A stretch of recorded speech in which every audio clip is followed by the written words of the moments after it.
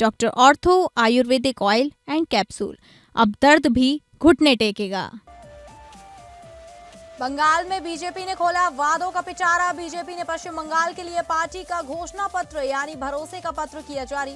महिलाओं को 3000 महीना, युवा बेरोजगारों को 3000 महीना की मदद, पहले 6 महीने में यूसीसी लागू करना और सरकारी कर्मचारियों को 45 दिन में 7वां वेतनमान देने की घोषणा। बंगाल चुनाव से पहले हुमायूं कबीर को तगड़ा झटका। ओवैसी ने हुमायूं कबीर की पार्टी को तोड़ा गठबंधन। बंगाल में अकेले चुनाव लड़ेगी एमआईएम। हुमायूं कबीर पर बीजेपी से मिली भगत का आरोप। आज से नीतीश कुमार की संसदीय पारी शुरू। बिहार के मुख्यमंत्री नीतीश कुमार ने राज्यसभा सांसद के रूप में ली शपथ। राज्यसभा सभापति राधाकृष्णन ने दिलाई शपथ। नीतीश कुमार के बाद कौन बनेगा नया मुख्यमंत्री, इस पर सस्पेंस जारी। यूपी में एसआईआर के बाद अंतिम मतदाता सूची जारी। प्रदेश में 13.39 करोड़ मतदाता दर्ज। ड्राफ्ट सूची से 84 लाख से अधिक मतदाता बढ़े। प्रयागराज, लखनऊ और बरेली में सबसे ज्यादा वृद्धि।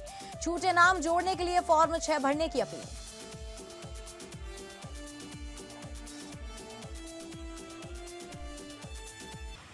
नमस्कार, आप सभी का स्वागत है और मैं हूं आपके साथ अंकिता सिंह। बुलेटिन की शुरुआत करेंगे जहां भारतीय जनता पार्टी ने पश्चिम बंगाल के लिए पार्टी का घोषणा पत्र यानी कि भरोसे का पत्र जारी किया है। इसमें महिलाओं को 3000 महीना, युवा बेरोजगारों को 3000 महीना की मदद, पहले 6 महीने में यूसीसी लागू करना और सरकारी कर्मचारियों को 45 दिन में 7वां वेतनमान देने की घोषणा की गई।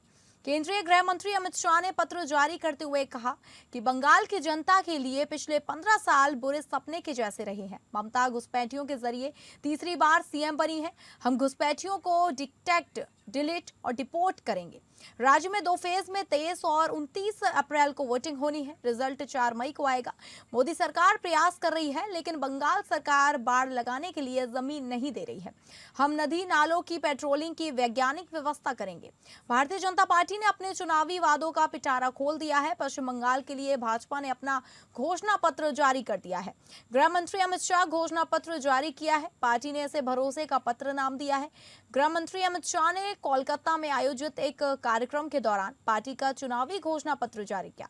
इस घोषणा पत्र को पार्टी ने भरोसे पत्र नाम दिया है। इसमें महिलाओं से लेकर युवाओं तक प्रमुख वोटर वर्ग के लिए नकदी के वादे किए गए हैं। वहीं सरकारी जमीन से कब्जे 200 दिन से हटाए जाएंगे। वैज्ञानिक कार्यक्रम बनाकर घुसपैठियों को हटाने का काम करेंगे। सिंडिकेट को खत्म करके उद्योग लगाने वालों को पहले 100 दिन में मदद मुहैया कराएंगे। राज्य में 4 मई इंडस्ट्रियल टाउनशिप बसाई जाएंगी। हल्दिया पोर्ट का डेवलपमेंट किया जाएगा। एमएसएमई के लिए बंगाल सरकार निगम बनाकर मदद करेगी।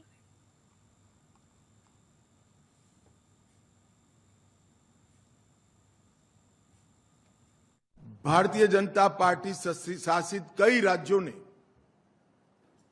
Common civil code, uniform civil code लागू किया है। हम 6 माह के अंदर ही बंगाल के अंदर यूसीसी को लागू कर सभी नागरिकों के लिए एक ही कानून बंगाल में हो, वो सुनिश्चित करेंगे। देश भर से बंगाल की सीमा गौ तस्करी का एक प्रमुख जरिया बनी है। हम बंगाल की सीमाओं को घुसपैठ के लिए तो सील करेंगे ही करेंगे, ये सुनिश्चित करेंगे कि एक भी गौ माता की तस्करी बंगाल के माध्यम से भारत के बाहर न हो। इसको कठोरता के साथ हम सुनिश्चित करेंगे। पश्चिम बंगाल विधानसभा चुनाव 2026 के बीच एआईएमआईएम चीफ असदुद्दीन ओवैसी ने हुमायूं कबीर की पार्टी के साथ गठबंधन तोड़ने का ऐलान किया है। उन्होंने कहा कि बंगाल में उनकी पार्टी अकेले चुनाव लड़ेगी। पार्टी ने सोशल मीडिया पर पोस्ट के जरिए इसकी जानकारी दी है। हुमायूं कबीर एक कथित वीडियो के सोशल मीडिया पर वायरल होने के बाद मचे बवाल के बाद ओवैसी ने यह फैसला लिया है। एआईएमआईएम ने सोशल मीडिया प्लेटफॉर्म एक्स पर पोस्ट कर लिखा, हुमायूं कबीर के खुलासे ने बंगाल के मुसलमानों की असुरक्षा को उजागर किया है। AIMIM ऐसे किसी भी बयान का समर्थन नहीं कर सकती जिससे मुसलमानों की गरिमा पर सवाल उठे। आज से AIMIM ने कबीर की पार्टी से अपना गठबंधन वापस ले लिया है। बंगाल के मुसलमान सबसे गरीब, उपेक्षित और शोषित समुदाय से एक है। दशकों से धर्मनिरपेक्ष शासन के बावजूद उनके लिए कुछ नहीं किया गया। किसी भी राज्य में चुनाव लड़ने के संबंध में पार्टी की नीति यही है कि हाशिए पर पड़े समुदाय को एक स्वतंत्र राजनीतिक आवाज मिले। हम बंगाल चुनाव स्वतंत्र रूप से लड़ेंगे और आगे किसी भी पार्टी के साथ गठबंधन नहीं करेंगे। दरअसल हुमायूं कबीर का एक कथित वीडियो सोशल मीडिया पर सामने आने पर गुरुवार को पश्चिम बंगाल में राजनीतिक विवाद छिड़ गया। वीडियो में वह भाजपा के वरिष्ठ नेताओं से संबंध होने और विधानसभा चुनाव में मुख्यमंत्री ममता बनर्जी को हराने के प्रयासों का कथित तौर पर दावा करते नजर आए हैं। टीएमसी ने प्रेस कॉन्फ्रेंसिंग में इसे शेयर किया और पश्चिम बंगाल विधानसभा में विपक्ष के नेता शुभेंदु अधिकारी, असम के मुख्यमंत्री हेमंत बिस्वा शर्मा और पीएमओ के साथ कबीर की कथित नजदीकी के दावों की ईडी ने जांच की मांग की है। वीडियो में कबीर को कथित तौर पर यह कहते हुए सुना जा रहा है कि वह बनर्जी को सत्ता से हटाने के लिए किसी भी हद तक जाने को तैयार है और वह शुभेंदु अधिकारी सहित वरिष्ठ भाजपा नेताओं के संपर्क में है। पिछले साल के अंत में तृणमूल से निलंबित किए जाने के कुछ दिनों बाद आम जनता उद्यान पार्टी की स्थापना करने वाले कबीर के बारे में यह भी कहा जा रहा है कि उन्होंने पीएमओ से संपर्क किया था और उन्हें भाजपा शासित अन्य राज्यों के नेताओं के साथ तालमेल बिठाने की सलाह दी गई थी।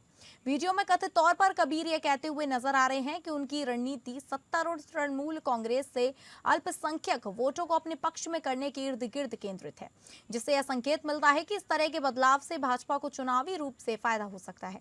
उन्होंने कथित तौर पर इस रणनीति को भी निर्वाचन क्षेत्रों में लागू करने के लिए करोड़ों रुपए की आवश्यकता का उल्लेख किया है। पूरा स्टेट का मुसलमान का सपोर्ट मिल रहा है। देखिए ना, 6 दिसंबर फ्राइडे था, वो फ्राइडे में मैं लीम रखा गया, तो लीम रखने के बाद जो फ्राइडे सैटरडे था, तो मैं 6 दिन बाद फिर जो जुम्मा है, आज जुम्मा हुआ, तो जो जुम्मा आया तो किसी को ऐलान नहीं किया, किसी को नहीं बुलाया। खुद 1 लाख लोग सारा स्टेट से मुसलमान लोग आ गया वहाँ जुम्मा के नमाज पढ़ने के लिए। उनका घर घर अच्छा मार्बल दे के मस्जिद है, वो मस्जिद छोड़ के यहाँ चला रहा है। इतना इमोशनल आया इनको ऊपर। बिहार की सियासत के लिए आज का दिन एक बड़े और ऐतिहासिक बदलाव का गवाह बना है। लंबे समय तक सूबे की कमान संभालने वाले नीतीश कुमार ने राज्यसभा सदस्य के रूप में शपथ ली। उपराष्ट्रपति और राज्यसभा के सभापति सीपी राधाकृष्णन उन्हें उच्च सदन की सदस्यता की शपथ दिलाई। शपथ लेने से पहले नीतीश कुमार ने संसद भवन में राज्यसभा में नेता सदन जेपी नड्डा से मुलाकात की। इसी के साथ नीतीश उन चुनिंदा नेताओं की सूची में शामिल हो गए जो चारों सदन यानी विधानसभा, विधान परिषद, लोकसभा और राज्यसभा के सदस्य रहे। नीतीश कुमार के राज्यसभा जाने के साथ ही बिहार में नए मुख्यमंत्री के नाम को लेकर सस्पेंस गहरा हो गया है। इस बीच नीतीश कुमार के शपथ ग्रहण से पहले पटना स्थित बीजेपी दफ्तर के बाहर सम्राट चौधरी को बिहार का नया सीएम घोषित करने वाले पोस्टर लगाए गए हैं। इन पोस्टरों से कुछ को पार्टी दफ्तर के कर्मचारियों ने हटा दिया, जिन पर वाल्मीकि समाज का नाम लिखा था। 14 अप्रैल को एनडीए विधायक दल की बैठक में नए मुख्यमंत्री के नाम पर मोहर लग सकती है। नीतीश कुमार ने राज्यसभा के लिए चुने जाने के बाद 30 मार्च को ही बिहार विधान परिषद की सदस्यता से इस्तीफा दे दिया था। वरिष्ठ मंत्री विजय कुमार चौधरी ने स्पष्ट किया कि नीतीश कुमार शपथ लेने के बाद जल्द ही मुख्यमंत्री पद भी छोड़ेंगे। उन्होंने कहा कि बिहार में बनने वाली अगली एनडीए सरकार पिछले 20 सालों से चल रहे नीतीश मॉडल पर ही काम करेगी। मैं नीतीश कुमार जो राज्यसभा का सदस्य निर्वाचित हुआ हूँ, सत्यनिष्ठा से प्रतिज्ञान करता हूँ कि मैं विधि द्वारा स्थापित भारत के संविधान के प्रति सच्ची श्रद्धा और निष्ठा रखूँगा। मैं भारत की प्रभुता और अखंडता अक्षुण्ण रखूँगा तथा जिस पद को मैं ग्रहण करने वाला हूँ उसके कर्तव्यों का श्रद्धापूर्वक निर्वहन करता हूँ। आपका नमन सर, प्रणाम सर। ये साइन। अजीत पवार के पुत्र पार्थ पवार ने राज्यसभा सांसद के रूप में शपथ ली। इस अवसर पर साथ ही उनके राजनीतिक जीवन का एक नया अध्याय शुरू हो गया है। पार्थ पवार उनके परिवार से मिले राजनीतिक संस्कार और जनसेवा की प्रेरणा को उनकी सबसे बड़ी ताकत माना जा रहा है। राजनीतिक जानकारों का कहना है कि वे अपने पिता की विरासत को आगे बढ़ाते हुए जनता की अपेक्षाओं पर खरा उतरने का प्रयास करेंगे। उन्होंने उम्मीद जताई है कि उनके नेतृत्व में एनसीपी को और मजबूती मिलेगी। आने वाले समय में पार्थ पवार से जनहित के मुद्दों पर सक्रिय भूमिका निभाने और आम लोगों की समस्याओं के समाधान के लिए ठोस कदम उठाने की अपेक्षा की जा रही है।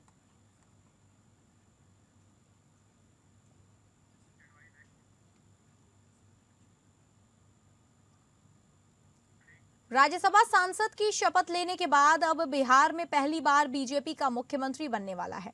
उधर तेजस्वी यादव ने बीजेपी पर हमला तेज कर दिया है। तेजस्वी ने बीजेपी पर निशाना साधते हुए कहा कि बिहार में अपराध चरम सीमा पर है और डबल इंजन की सरकार में किसानों, पेंशन भोगियों और सरकारी कर्मचारियों की स्थिति खराब है। उन्होंने कहा कि ओला गिरने से फसल की नुकसान हुई है, लेकिन सरकार ने कोई सहायता नहीं दी है। पेंशन की स्थिति भी वही है और कई सरकारी कर्मचारियों को वेतन नहीं मिला। तेजस्वी ने यह भी कहा कि उनकी अपनी वेतन भी अभी तक नहीं मिली है, जो उनकी सरकार के प्रति नाराजगी को दर्शाता है।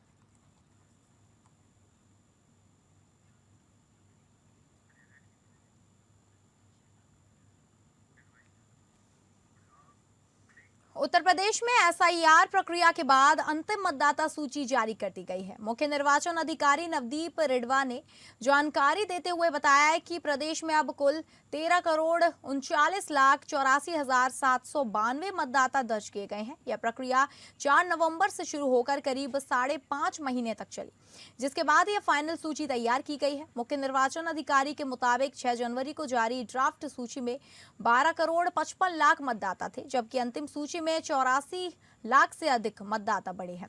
प्रदेश में पुरुष मतदाताओं की संख्या करीब 54.54% है, जबकि महिला मतदाता 45.46% है। वहीं तृतीय लिंग के मतदाताओं की संख्या 4,000 से अधिक दर्ज की गई है। जिलेवार आंकड़ों पर नजर डालें तो प्रयागराज में सबसे ज्यादा 3.29 लाख मतदाता बढ़े हैं। इसके अलावा लखनऊ, बरेली, गाजियाबाद और जौनपुर में भी वृद्धि बड़ी दर्ज की गई है।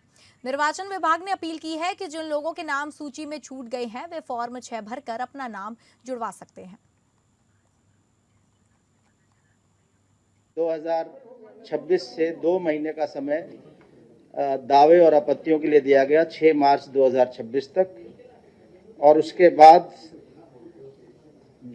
6 जनवरी से लगभग 3,26,00,000 ऐसे मतदाताओं को नोटिस भी जारी किए गए जिन्होंने गणना चरण में अपना गणना प्रपत्र भरा था, लेकिन पिछले विशेष प्रगाढ़ पुनरीक्षण की अंतिम मतदाता सूची से उनका अथवा उनके परिवार का सही से मिलान नहीं हो पाया था। इन सब नोटिसेस की सुनवाई की गई पूरी, और आज 10 अप्रैल को हम अंतिम मतदाता सूची का प्रकाशन कर रहे हैं। चुनाव आयोग का काम ये होता है कि इस देश में रहने वाले वो सभी लोग जो मत का अधिकार रखते हैं उनको मतदान करने का अधिकार दिया जाए, और ये संविधान भी शक्ति देता है। लेकिन स्वतंत्र भारत में ये पहली बार हो रहा है कि नागरिकों को खुद अपने मताधिकार के लिए लड़ना पड़ रहा है, और चुनाव आयोग की एक अजीब सी जो एसआईआर चल रही है उसके तहत उनको खुद अपने लिए मेहनत करनी पड़ेगी। इसका मतलब अगर कोई आदमी जरा सा भी चूक जाए तो उसका मत का अधिकार छीन लेंगे। ये कैसा चुनाव आयोग है? झारखंड में ट्रेजरी घोटाले को लेकर राज्य सरकार के खिलाफ प्रदेश भाजपा का विरोध लगातार बढ़ता जा रहा है। बीते कल प्रदेश उपाध्यक्ष भानु प्रताप शाही के बाद आज रांची स्थित प्रदेश कार्यालय में भाजपा के प्रवक्ता अजय शाह ने इस मामले पर जमकर आक्रोश जाहिर किया है। दरअसल बोकारो के बाद हजारीबाग ट्रेजरी से 8 वर्षों में 15 करोड़ से अधिक रुपए की अवैध ट्रांजैक्शन का ताजा मामला उजागर हुआ है, जिसके तहत अवैध निकासी में संलिप्त बताए जा रहे 3 पुलिसकर्मियों को गिरफ्तार कर न्यायिक हिरासत में जेल भेज दिया गया है। तो वहीं इस मामले को लेकर पुलिस की कार्रवाई पर सवाल उठाते हुए भाजपा प्रदेश प्रवक्ता ने मुख्यमंत्री हेमंत सोरेन से सीबीआई या अन्य एजेंसियों द्वारा जांच कराने की मांग रख दी है। जो कौशल पांडे को जो ये सर्टिफिकेट दिया है ये पूर्व डीजीपी अनुराग गुप्ता ने दिया, तो कम से कम ये तो हम कह सकते हैं कि अनुराग गुप्ता की भूमिका तो संदिग्ध है। अब इस आदमी ने कई डीजीपी के अंडर काम किया है। ये सिर्फ बोकारो पर हजारीबाग था, हजारीबाग में यही हुआ। इसका पूरा एक रैकेट है जो कि हजारीबाग, गढ़वा, साहिबगंज, अभी तो चाईबासा बाकी है, जमशेदपुर बाकी है। यानी आप कॉमन सेंस लगाइए कि हम उस राज्य में हैं जहां पर पुलिस कांस्टेबल रिटायर कर जाते हैं और रिटायरमेंट के बाद सालों साल तक उनके नाम की सैलरी जो उठा के कोई और खा रहा है। ये कोई छोटी मोटी घटना नहीं है, वो भी इस जगह पे जहां पर कई लोगों की सैलरी महीनों सालों से बाकी है। वहां पर फर्जी नाम पर सैलरी उठाया जा रहा है। यह कॉमन सेंस को तो पास नहीं करता। इसीलिए पीएजी ने भी इस लेटर को सीक्रेटली डायरेक्ट किसको लिखा, फिनेंस सेक्रेटरी। अररिया जिले के फारबिसगंज थाना क्षेत्र अंतर्गत मार्केटिंग यार्ड गेट नंबर 2 के समीप गुरुवार सुबह एक मामूली विवाद ने खूनी रूप ले लिया।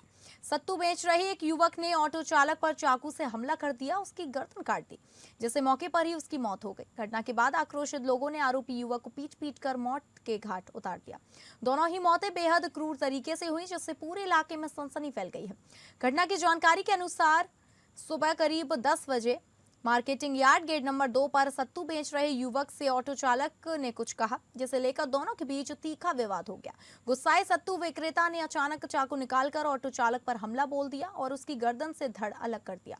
इस जघन्य घटना की खबर फैलते ही मौके पर भारी भीड़ जमा हो गई। आक्रोशित लोगों ने सत्तू दुकानदार आरोपी को पकड़कर जमकर पीटा और उसे मौत के घाट उतार दिया। वही घटना के बाद इलाके में अफरा तफरी का माहौल छा गया। गुस्साए लोगों ने सुभाष चौक के समीप सड़क जाम कर दिया और आगजनी भी की। मौके पर भारी संख्या में पुलिस बल और अनुमंडल पुलिस पदाधिकारी पहुंच गए। पुलिस ने तुरंत स्थिति को नियंत्रित करने की कोशिश शुरू कर दी।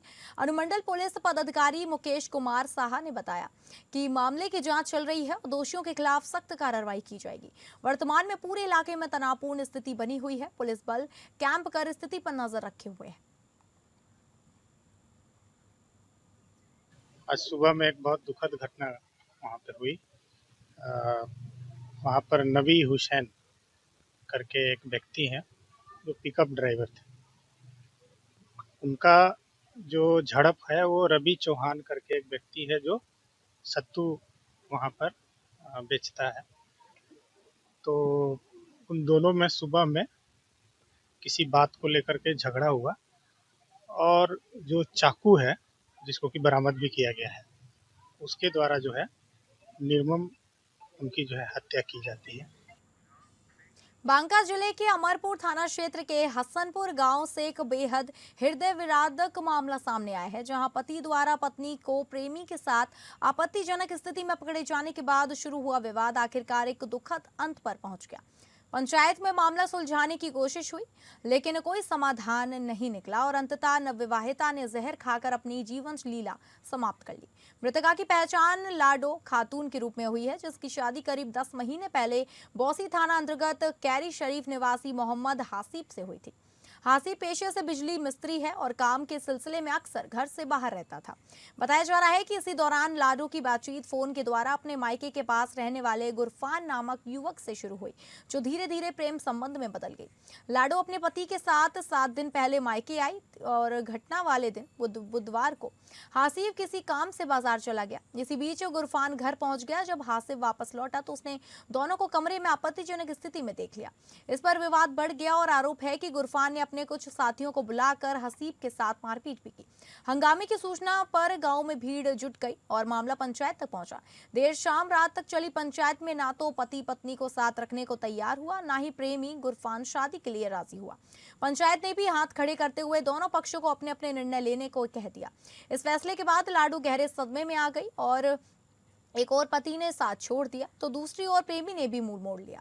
मानसिक आघात से टूट चुकी लाडो ने रात में खाना खाने के बाद जहर खा लिया। परिजनों के द्वारा उसकी बिगड़ती हालत देख उसे तत्काल रेफरल अस्पताल अमरपुर ले जाया गया, जहां उसे बेहतर इलाज के लिए मायागंज अस्पताल भागलपुर रेफर कर दिया गया। वहीं इलाज के दौरान उसकी मौत हो गई।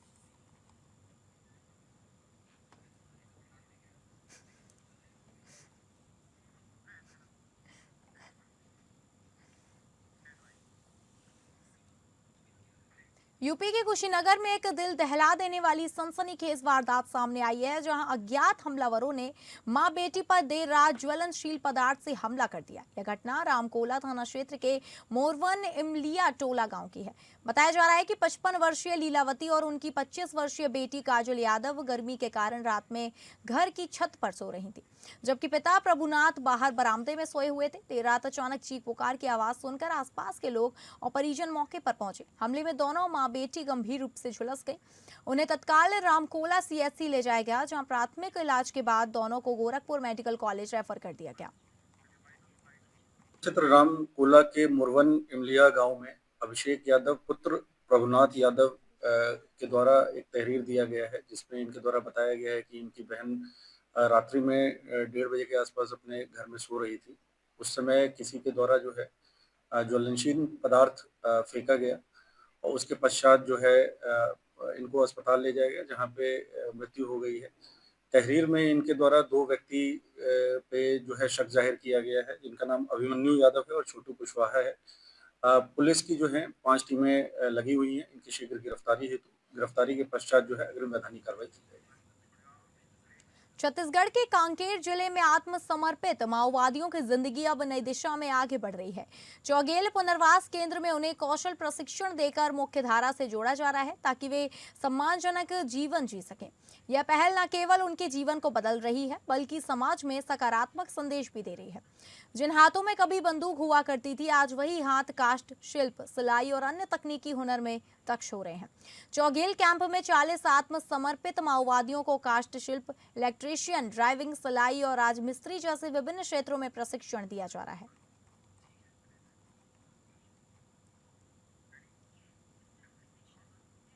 अमेरिका और ईरान के बीच सीजफायर को लेकर अहम बातचीत होने वाली है। यह वार्ता पाकिस्तान की राजधानी इस्लामाबाद के होटल सेरेना में होगी।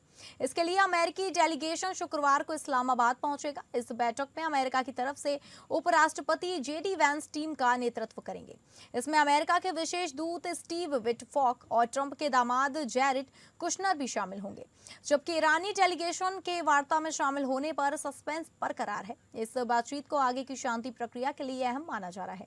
इस बड़े इवेंट से पहले पाकिस्तान सरकार ने इस्लामाबाद में 2 दिन की छुट्टी भी घोषित की है।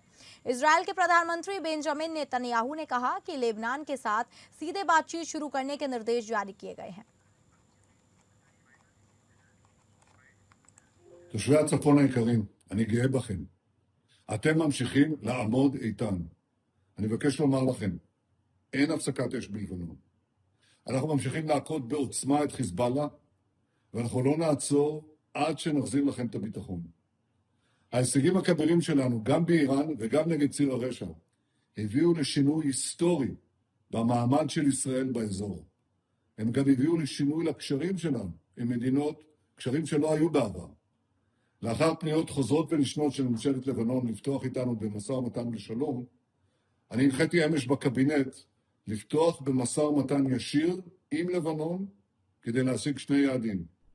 1, פירוק חיזבאללה מנשקו, והשני, הסכם שלום היסטורי בר קיימא בין ישראל ללבנון. ישראל חזקה מאי פעם, איראן חלשה מאי פעם. אני כבר הבאתי 4 הסכמי שלום עם מדינות ערב, אני מתכוון להביא עוד. שלום אמיתי, שלום מתוך עוצמה. तो फिलहाल इस बुलेटिन में इतना ही। नमस्कार।